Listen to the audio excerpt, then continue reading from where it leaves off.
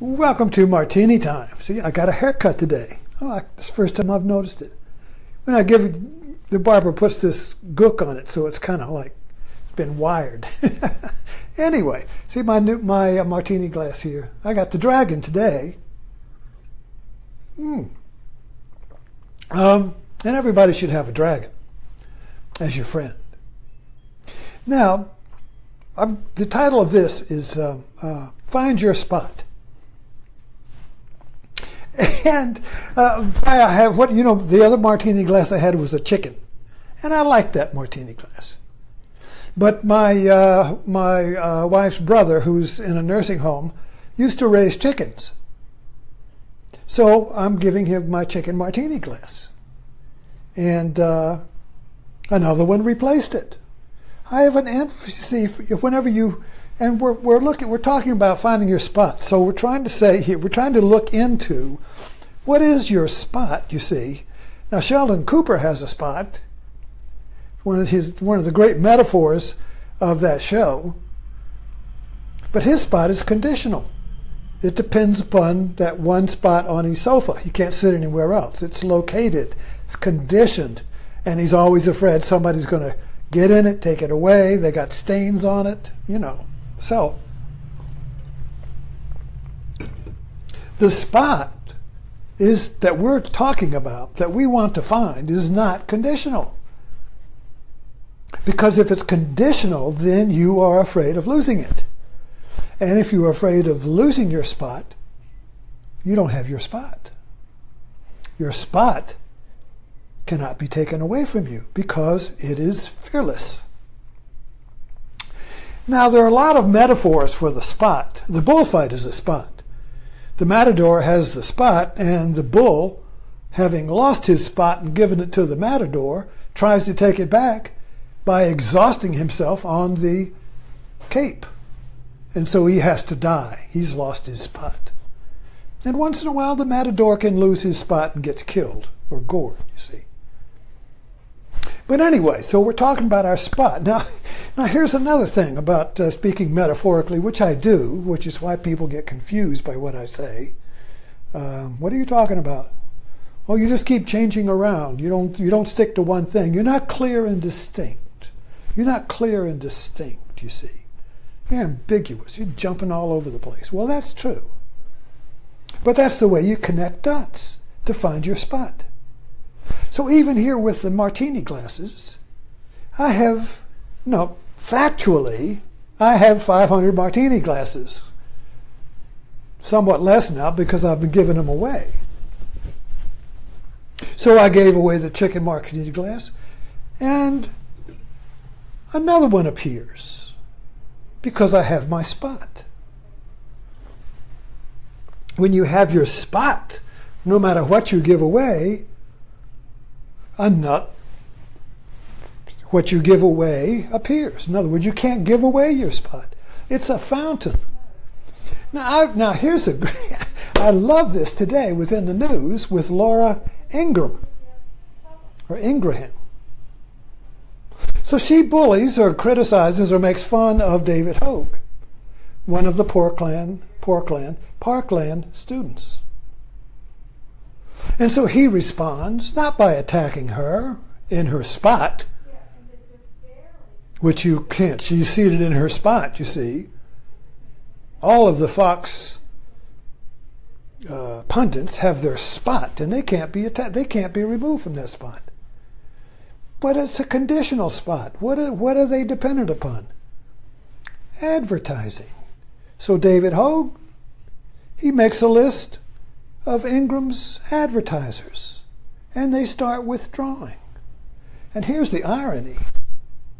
Nutrish, which was the first to withdraw, because they don't want to be branded now or associated with somebody who bullies students who just survived a mass shooting, they withdraw. Now Nutrish has better, more positive advertising by withdrawing from Fox than they ever got by being on Fox. Everybody wants Nutrish now. They have a moral compass. They got their spot back. So if your spot is dependent upon anything, there's fear, and you can lose it. And that's because you don't have your spot. So your spot is going to be fearless. That's the first requirement. Now, when I talk here, I'm in my spot. And when I write, I'm in my spot. People, criticize me, call me idiots, do all this stuff. It doesn't unseat me. It doesn't knock me off my game. When I was teaching a class of adult insight meditation at the Lifelong Learning Institute, I learned how to find my spot in front of people. I would go in with no lesson plans, just one idea. Write the idea on the board, and the whole hour-and-a-half talk would come out of my spot, like a fountain. Just like right here, this talk is coming out of my spot. And it's infinite. I'm past a year doing this now. So every day for a year, for 20 minutes, I've been letting my spot flow. And always surprised by what comes out. And might be, I don't know where I pick it up. It might be something that caught my attention during the day, or something I'm reading, something that happened to me, question I've had, some little upset that I thought was funny. So whatever, it doesn't make any difference what it is, but it's going to flow out of your spot when you find it. So how do you find your spot? Well, the best place to go to find your spot is to find something you would do for free. Something you enjoy doing for no external gain, for no gaining idea. What is it that you enjoy doing that you would do no matter what? I remember when I first got a job writing for the Courier Record, I couldn't believe I was getting paid to write. I'd do it for nothing. So it's that kind of a thing. So your spot has to be unconditioned. You see, if your spot is conditioned on, well, I got to get paid for it before I'll do that, that's not your spot. If your spot depends upon other powers, other people to support you, that's not your spot. So your spot is going to be free from fear, and if it's free from fear, it's going to be creative. Creativity and fear are incompatible. Fearlessness is creativity. So your spot has to be fearless, and when it's fearless, it'll be creative. In other words, you're going to respond to conditions creatively. When you're in your spot, you respond to what life is doing creatively. So your spot doesn't really have to be a craft or an art or something, or writing or something like that. It could be relationship with a friend. When you're in your spot with a friend, you're listening. You have no gaining agenda. You have no thought about judgment or fear about what I should say, you see. You're still. So that's the third requirement. You've got fearlessness. You've got stillness. So stillness means listening. You're in listening mode. You're in receptivity mode. You're in wide awake, aware mode. Fully attention. And that's meditation. Awake and aware and attention on what's happening is meditation. That's why if you sit in meditation, you're just awake and aware of what the mind's doing, without judgment, without manipulating it or controlling it, or wanting it to be different than it is, you see. So if you're a quilter or whatever you're doing, if you're reading, you can be in your spot. If you are open to the reading, so you're reading it with your body and your mind. So here's the fourth thing. I'm just making this up as I go. I'm in my spot. So So here's the fourth thing. What is the so? Boy, is it fearlessness, creativity, stillness or silence, and what was I just going to say? It's listening. Is that? No, I forgot. I lost my spot. So.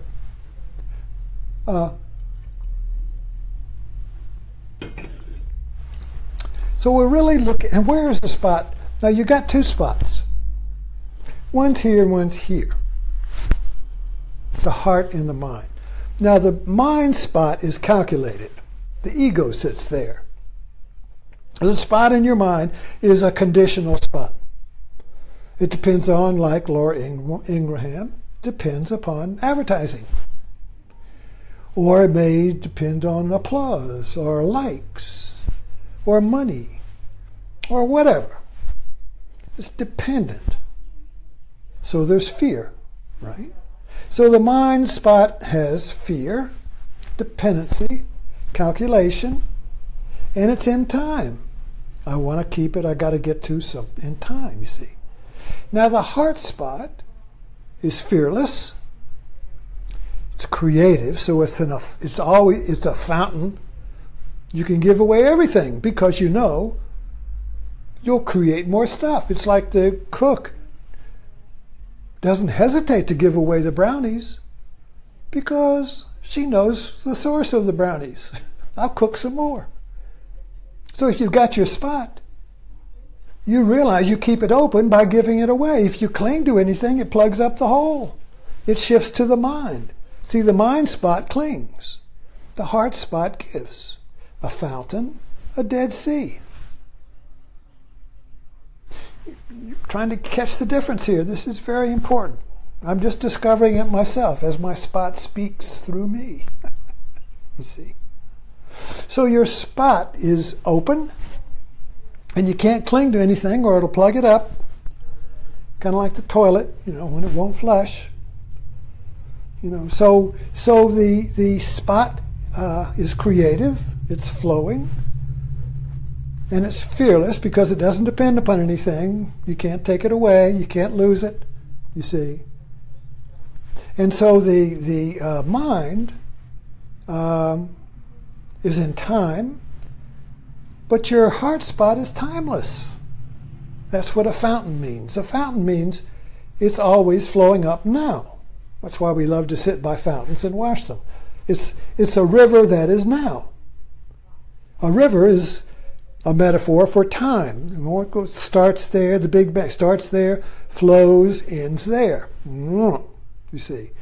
But the fountain is like this. So you see this? Oh my goodness, we're getting back to Jesus.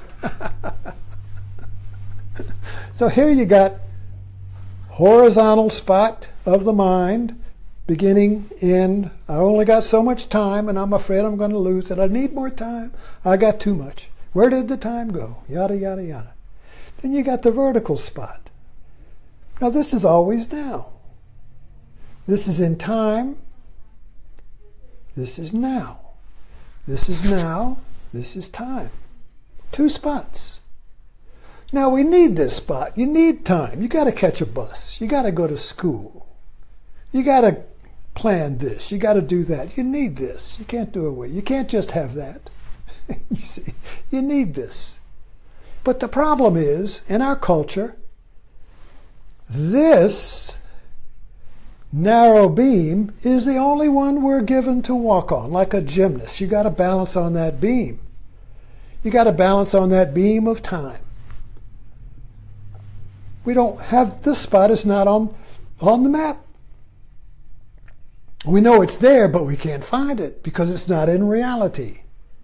Everything in reality is in time, is in space-time. Like Sheldon Cooper's spot, it's in time, at a place.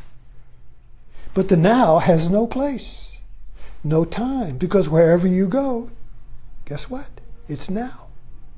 You see. So now is portable. Go to California, it's now. Go to the Antarctica, it's now. Go to the moon, it's now.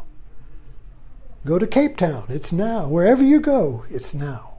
Wherever you go, you're in your spot because it's here, now.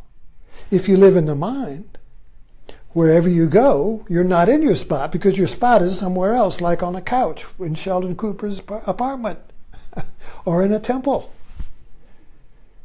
or on Fox News, or MSNBC, which depends upon advertisers to maintain the spot. You see. So we really have to connect dots and be free to jump around to see the larger picture. And I just got struck by this Laura Ingman thing, because here you got David Hogue.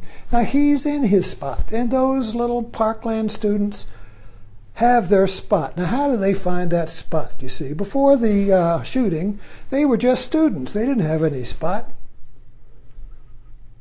Never heard of them. They were just in time.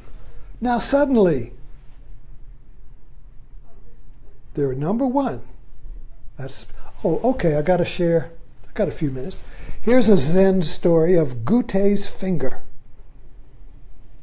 It'll kind of tie up with that. Gute's finger. Now Gute was a Zen monk, master, and he got this teaching from his master. Whenever was asked a question about Zen, he would hold up his finger.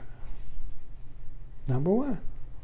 So Gute had a disciple who loved his master and repeated everything he said.